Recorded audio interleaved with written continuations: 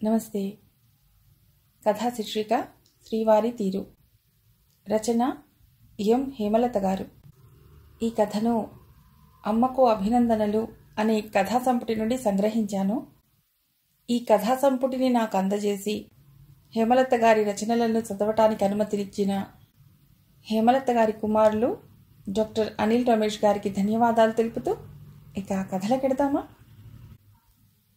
అమ్మా, డాడీ వచ్చారు, నేను రమ్మంటున్నారు అంటూ వచ్చింది గీత అనురాధ దగ్గరికి. అరే, మీ నాన్నగారు ఇంత తొందరగా వచ్చేసారా అంటూ కలుపుతున్న చపాతీల పిండిని అక్కడే వదిలేసి గబగబా డ్రాయింగ్ రూమ్ కేసి నడిచింది అనురాధ. అమ్మా అమ్మా, నీ చేతులకంతా పిండి, కడుక్కుని వెళ్ళు అంది గీత. పిండి తడపటం ఇంకా పూర్తి కాలేదు గీత. అన్నట్టు గ్యాస్ అంటించి పాలగిన్ని కాస్త పెడతావు, నేనొచ్చి మీ నాన్నగారికి నెస్ కలుపుతాను భర్తకేసి నడుస్తూ అంది రాధ. ఆవిడే అనురాధ. ఏటండోయ్, ఈరోజు ఇంత పెందరాలే వచ్చారు, ఇంకా టైం 3 కూడా కాలేదే. అనురాధ మాటలకి వెనక్కి తిరిగాడు మోహనరావు. చెదిరిన ముంగురులతో, పైకెత్తి దోపిన చీర కుచ్చిళ్లతో, పిండి చేతులతో తన ముందు సాక్షాత్కరించిన భార్యామణిని చూసి మొహాన్ని అసహనంగా తిప్పేసుకున్నాడు మోహన్ రావు. పల్కరేమండి, ఒంట్లో కానీ బాగోలేదా అంటూ ముందుకొచ్చింది అనురాధ. ఆ పిండి చేత్తో తన తలని ఎక్కడ ముట్టుకుంటుందో అన్న భయం చేత కాబోలు మోహన్ రావు వెనక్కి ఓ అడుగు వేశాడు. అదేం లేదు రాధ, కాశ్మీర్ అనుకున్న ట్రిప్ ఇంకా ముందు పడింది. ఎల్లుండే ఢిల్లీ వెళ్ళాలి, అంతలోగా అన్నీ సిద్ధం చేసుకోవాలిగా. ఓ మారు హ్యాబిట్స్ వెళ్ళి షాపింగ్ అది పూర్తి చేసుకుని టైలర్కి చెప్పొస్తాను. రేపు ఈవినింగ్ కల్లా సూట్ రెడీ కావాలని. పైదిబాయి ఏదో చెప్పబోతున్న భర్తకి అడ్డు తగిలింది రాధ. అన్నట్లు కాశ్మీర్లో ఎన్నాళ్ళేంటి మీ స్టే? I can't say. ఎందుకలా అడుగుతున్నావు? అబ్బే ఏం లేదండి, గీతకి పురిటి రోజులు కదా, సరిగ్గా మీరు ఊళ్ళో లేని సమయంలో. ఏమిటో అనుకున్నాను. నేనుండి మాత్రం చేసేదేముంది రాధ, లేడీ డాక్టర్ రోజు మార్చి రోజు వచ్చి చూస్తూనే ఉందిగా. ఫోన్ చేస్తే 5 నిమిషాల్లో వచ్చేస్తుంది. ఎనీవే, రేపు మారు మళ్ళీ ఫోన్ చేసి చెప్తాను, ఓకే? Daddy coffee. ఏం డాడీ, కాఫీ చేసేలోగానే తయారయ్యారు, ఎక్కడికో వెళ్లేందుకు పలకరించింది గీత. థ్యాంక్ యూ గీత. ఏం లేదమ్మా, హ్యాబిట్స్కి వెళ్ళి రావాలి. బయట కార్లో మా డిప్యూటీ మేనేజర్ వెయిట్ చేస్తున్నాడు. Give coffee to your mummy, okay? బయటకు నడిచాడు మోహన్ రావు. చపాతీలు ఒత్తుతున్న తల్లి చెంతకి చేరింది గీత. గీత, ఏంటా చితికిల పట్టం, కుర్చీ మీద కూర్చో కసిరింది అనురాధ. పర్వాలేదులేమ్మా, నువ్వేమనుకోనంటే నీకు చిన్న అడ్వైజ్ అంది గీత. చెప్పమ్మా చెప్పు, కాలం మారిపోయింది, పెద్దల మేము మీకు సలహాలు ఇవ్వవలసింది పోయి మీ వద్ద నుండి పుచ్చుకోవలసి వస్తుంది. చపాతీని తీసి పెనం మీద పడేస్తూ అంది అనురాధ. మరి డాడీ కాశ్మీర్ వెడుతున్నారు కదా, ఎంచక్కా నువ్వు కూడా వెళ్ళకూడదు? మళ్ళీ ఛాన్స్ వస్తుందా? నేనా? మీ నాన్నగారితోనా? నీకేమైనా మతిపోయిందా గీత? నెలలు నిండిన నిన్ను. బాగుందమ్మా, చాలా బాగుంది. గట్టిగా అనకు, ఎవరైనా వింటే నవ్విపోతారు. కాలిన చపాతీని తీసి ప్లేట్లో వేసింది రాధ. 9th మంత్ వచ్చి 10 డేసే కదమ్మా అయ్యింది, అంతలోకే నాకేం పురుడు. నువ్వెప్పుడు ఇంతే. నాన్నగారు నిన్ను సరదాగా రమ్మని పిలిచినా నువ్వెక్కడికి వెళ్ళవు. కొంచెం కోపంగానే అంది గీత.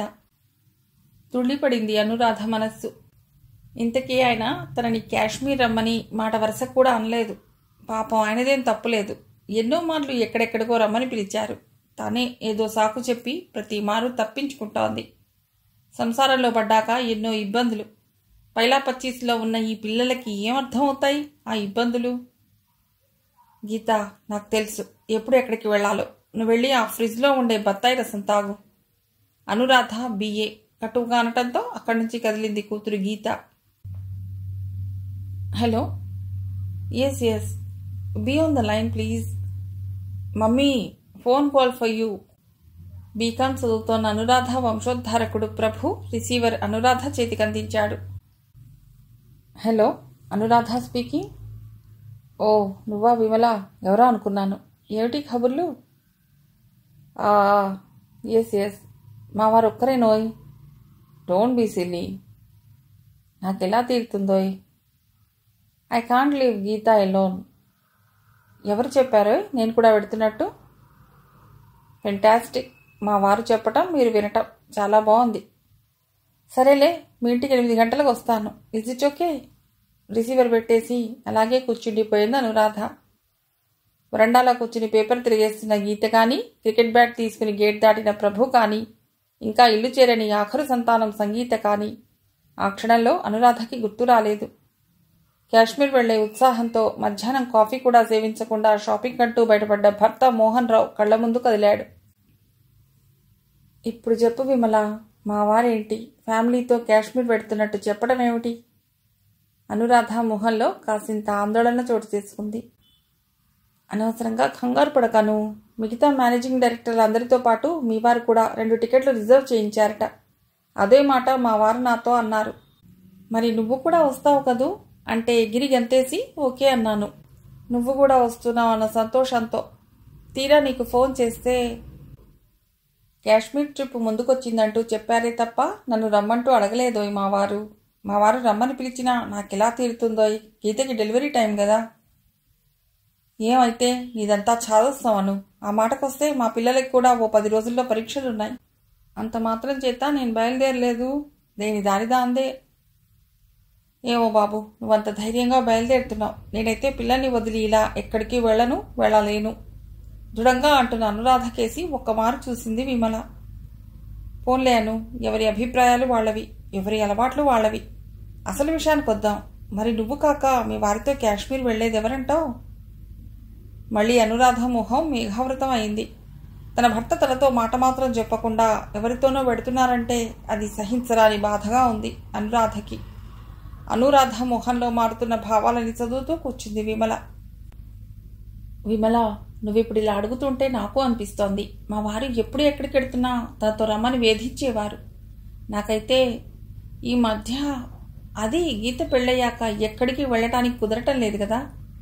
తగ్గుస్వరంతో మాట్లాడుతున్న అనురాధనే చూస్తూ కూర్చుంది విమల.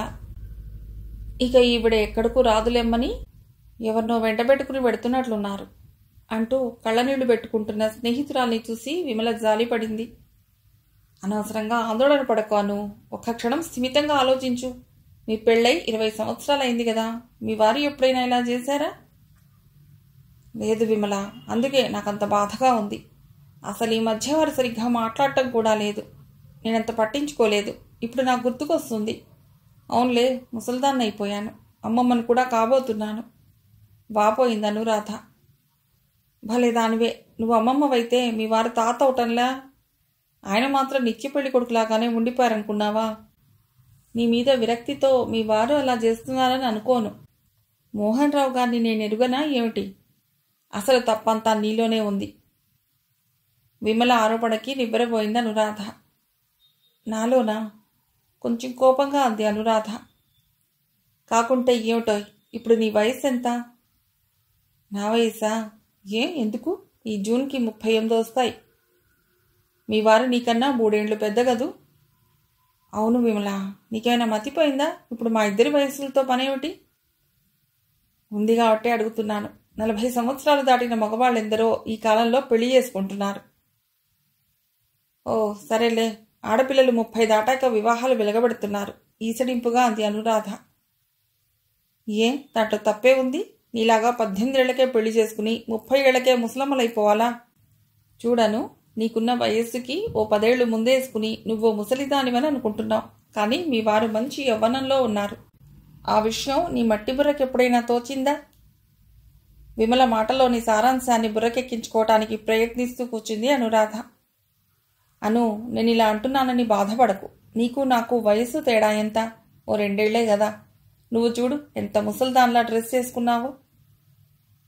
పోన్లే విమల, నీ అంత స్మార్ట్గా ఉండటానికి నాకు తీరికెక్కడిది? అయినా అవసరం ఎక్కడిది? నిష్ఠురంగా అంది అనురాధ. అదే అంటావనుకున్నాను. ఆ నిర్లిప్తత, ఆ నిర్లక్ష్యము మన నడి వయస్సు స్త్రీలకు ఆవహించి మనల్ని ఎందుకు కొరగాని వాళ్ళని చేస్తుంది. పెళ్ళైపోగానే ఎంతో పెద్దరికాన్ని ఆరోపించుకుని సంతానవంతులు కాగానే ముసలివాళ్లమైపోతాం. భర్తలు దొరికే వరకేనా స్త్రీకి అలంకారము, అందచందాలు, డైటింగ్లు వగేరా వగేరా. కట్టుకున్న భర్తకి చింకి చీరతో తిండిపెట్టి ఆపైన టిఫిన్ కట్టి ఆఫీస్కు పంపటంతోటే అయిపోయిందా మన బాధ్యత? భర్తని అనవతరం ఆకర్షిస్తూ ప్రేమించబడే స్త్రీకి అంతకన్నా కావాల్సింది ఇంకేముంటుంది? ఆవేశంగా అంది విమల. బాగుంది విమల నువ్వనేది. పెళ్ళైన కొత్తలోలాగా ఎప్పుడూ చెట్టాపట్టాలేసుకుని తిరగటానికి పిల్లలున్న తల్లికి ఎలా కుదురుతుంది? కొంచెం కోపంగా అంది అనురాధ. పిల్లలు నిజమే, కాదన్ను. పిల్లలకు తల్లిగా మనం చేయవలసింది చాలా ఉంది. కానీ తల్లి పాత్రతో పాటు మనం భార్య పాత్రని కూడా నిర్వహించాలి కదా. నీ సంగతే తీసుకుందాం. పిల్లలు 3 పెద్దవాళ్ళయ్యారు. చిన్నప్పుడు ఎలాగూ కుదరదు స్వేచ్ఛగా తిరగటానికి. ఇప్పుడేం అడ్డున్నదని నువ్వు మీ వారితో కాశ్మీర్ వెళ్ళటం లేదు? నీ శుష్కవాదన కట్టిబెట్టి కాస్త ఆలోచించు. తన భార్య తన కన్నా 10 ఏళ్లు పెద్దగా కనిపించాలని ఏ మొగాడు అనుకోడు. ప్రతినిత్యం 10 మందిలో తిరిగే ఎగ్జిక్యూటివ్ తన స్టేటస్కి తగ్గ లెవెల్లోనే తన భార్య ఉండాలని ఆశిస్తాడు. అందులో ఏమాత్రం తప్పు లేదు.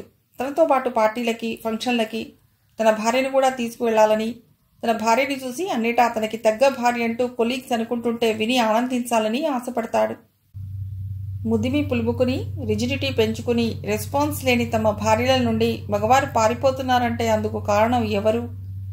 డబ్బు, దర్పం అన్నీ ఉన్న మధ్య వయస్కులైన మగవారు కొందరు ఫ్యాషనబుల్ సర్కిల్స్తో తిరుగుతూ తమకన్నా 10-15 ఏండ్లు చిన్నవారైన కన్నెపిల్లలతో మొదట స్నేహంతో ప్రారంభించి ఆ పైన ఎఫ్ఐఆర్ సాగించి భార్యాబిడ్డలకు దూరమైపోవటం కళ్ళారా చూస్తూనే ఉన్నాం.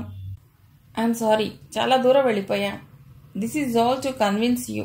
చదువుకున్న దానివి, చక్కటి దానివి, ఇంత దూరం చెప్పించుకోవాలా? Get ready. నువ్వు కూడా మీ వారితో కాశ్మీర్ వస్తున్నట్లు చెప్పు. నూరిపోసింది విమల. విమల, ఈ లాస్ట్ మినిట్లో ఇది ఎలా సాధ్యం? అయినా మా వారు నన్ను మాట వరుసకు కూడా రమ్మనలేదే. అంటే మీ వారు ఈ ముదుసలిని ఇంట ఉంచి పడుచు పెళ్లాంతో కాశ్మీర్ పెడుతున్నారా? What do you mean? నిగ్రహించుకోలేని అనురాధ విమల వడిలో తలబెట్టి వెక్కి వెక్కి ఏడవసాగింది. ఊరుకో అను. నేను క్యాజువల్గా అన్నదానికే నువ్వు ఇంత బాధపడుతున్నావే. నిజంగా మీ వారెవరితోనైనా తిరిగితే నువ్వు సహించగలవా? ఇప్పుడు ఇలా అధైర్యపడి లాభం లేదు. ఇప్పటికే పొద్దుపోయింది. నేను ఇంట్లో డ్రాప్ చేసి వస్తాను. సోఫాలోంచి లేస్తూ అంది విమల. గీత, మీ అమ్మ ఎక్కడికి వెళ్ళిందమ్మా? అన్నీ సమకూరుస్తూ అందిస్తూ తన అంటి పెట్టుకు తిరిగే భార్య చెంత లేకపోవటంతో చచ్చే చిరాగ్గా ఉంది మోహన్ రావుకి. ఇప్పుడే వస్తానంటూ విమల ఆంటీ వాళ్ళ ఇంటికి వెళ్ళింది డాడీ. ఏం డాడీ, మీకేమన్నా కావాలా? గీతకి కష్టంగా ఉంది వాళ్ళమ్మ ప్రవర్తన. నాన్నతో కలిసి కాశ్మీర్కి వెళ్లకుంటే మానే, కనీసం వెళ్ళేటప్పుడైనా తన ఇంట్లో లేకపోతే ఎలా? ఓ డామెట్, నాకు ఫ్లైట్కి టైం అవుతోంది. ఒరే ప్రభు, మమ్మీ విమల గారింట్లో ఉందిట, కాస్త ఫోన్ చేసి చెప్పు నేను పెడుతున్నానని కోపంగా అన్నాడు మోహన్ రావు. ఫోన్ చేసి మాట్లాడిన ప్రభు, డాడీ అమ్మకి ఇంటికి వచ్చేందుకు టైం లేదుట, వీలుంటే డైరెక్ట్గా బేగంపేట ఏరోడ్రమ్కే వస్తానని చెప్పింది అన్నాడు. భార్య నిర్లక్ష్యానికి ఒళ్ళుమండిపోయింది మోహన్ రావుకి. రాత్రి అలాగే చేసింది. గీతకి నలతగా ఉందంటూ పిల్లల రూంలోనే పడుకుంది. తనకే అంత పట్టనప్పుడు నాకు మాత్రం ఏమొచ్చింది? గబగబా లేచి సూట్ వేసుకుని గేటుకేసి నడిచాడు మోహన్ రావు. డ్రైవర్ రెడీగా ఉన్నాడు కార్ డోర్ తెరిచి పట్టుకుని. గీత, ప్రభు వెళ్ళొస్తాను. సంగీత బాయ్, మమ్మీ వచ్చాక చెప్పండి అంటూ కారెక్కాడు మోహన్ రావు. డాడీ నా కామిక్స్ అంది సంగీత కారు వెంబడి పరిగెడుతూ. అలాగే అలాగే అంటూ చెయ్యి ఊపాడు మోహన్ రావు. ఢిల్లీ వెళ్లే ఫ్లైట్ 7:30కి. ప్లేన్ టేకాఫ్కి ఇంకో అరగంట ఉంది. అందరూ వస్తున్నారు. అరవింద వచ్చిందో లేదో. నిన్న ఆఫీస్లో కాస్త తొందరగానే రమ్మని చెప్పానే. ఆలోచిస్తూ అటు ఇటు చూశాడు మోహన్ రావు. దూరంగా బుక్ స్టాల్ దగ్గర నిలబడి ఏదో నవల తిప్పుతోంది అరవింద. ఆవిడకేసి నడిచాడు మోహన్ రావు. అరే విమలమూర్తి గారు. ఎస్ మిసెస్ కూడా వస్తున్నట్లు మూర్తి చెప్పాడు. తనే మర్చిపోయాడు. విమల గారి పక్కన స్లిమ్గా స్టైల్గా ఉన్న సుందరాంగి ఎవరబ్బా? ఇంకాస్త దగ్గరికి వచ్చాక ఉలిక్కి పడ్డాడు మోహన్ రావు. అందంగా హుందాగా డ్రెస్అప్ అయి అరవిందతో మాట్లాడుతున్నది అచ్చు తన భార్య అనురాధ. చక్కటి చిరునవ్వు మొహంలో చిందులు వేస్తోంది. ఎప్పుడు నడినెత్తికి చుట్టుకునే ముడిస్థానే బ్యాండ్ వేసి వదిలేసిన జుట్టు అందంగా ఎగురుతోంది. రంగు వెలిసి నలిగిన చీరస్థానే ప్రింటెడ్ షిఫాన్ చీర వంటి మీద రెపరెపలాడుతోంది. భార్యని తదేకంగా చూస్తూ మాటలు రానివాడే అయ్యాడు మోహన్ రావు. చక్కటి రంగుతో ఒడ్డు పొడుగుతో స్లిమ్గా ఉన్న అనురాధ ముందు పొట్టిగా బొద్దుగా ఉన్న అరవింద వెలవెలా పోతోంది. ముందుగా విమలే పలకరించింది. ఏటండోయ్ మోహన్ రావు గారు, అలా తెల్లబోయి నిలబడ్డారు? మీ భార్యేనండి బాబు. ఇంట్రడ్యూస్ చేయమంటారా?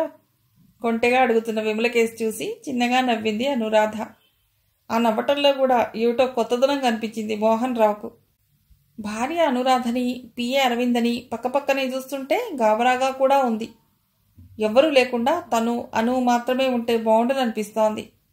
అసలు ఈ ప్రయాణమే మానుకుని అనుని వెంటబెట్టుకుని ఇంటికెడితేనో. మీరేమీ అనుకోనంటే వచ్చిన రిక్వెస్ట్ సార్ అంది అరవింద. ఏటన్నట్టు చూశాడు మోహన్ రావు అరవింద కేసి. నేను ఈ ట్రిప్ క్యాన్సిల్ చేసుకుంటున్నాను. How is it possible at the last minute? Quite possible sir. ఆ టికెట్ మీద అసలైన మిస్సెస్ మోహన్ రావు గారు పెడతారు. No problem. అరవింద్ అనురాధ కేసి చూసింది. ఎస్ అన్నట్లు భర్త కేసి నవ్వింది అనురాధ. మరి పిల్లలు అన్నాడు మోహన్ రావు. నాకు తెలుసు పిల్లలేమీ అయిపోరు ఈ 4 రోజుల్లో. ఇప్పుడే గీతకి ఫోన్ చేసి చెప్పాను. తన చెవులను తానే నమ్మలేకపోయాడు మోహన్ రావు. ఫార్మాలిటీస్ పూర్తి గావించుకుని ప్లేన్ కేసి జంటగా నడుస్తున్న మోహన్ రావు అనురాధలను చూసి చిలిపిగా నవ్వుకుని విమల తన భర్త దగ్గరికి నడిచింది. అను, యూర్ సింప్లీ స్మాషింగ్. పైపైకి ఎగిరిపోతున్న విమానంలో పక్కనే కూర్చున్న పరువంపు భార్య చెవిలో గుసగుసలు పోయాడు మోహన్ రావు. అనురాధ అంతరంగం ఆనందంతో పరవళ్లు దొక్కుతోంది. కథ సమాప్తం.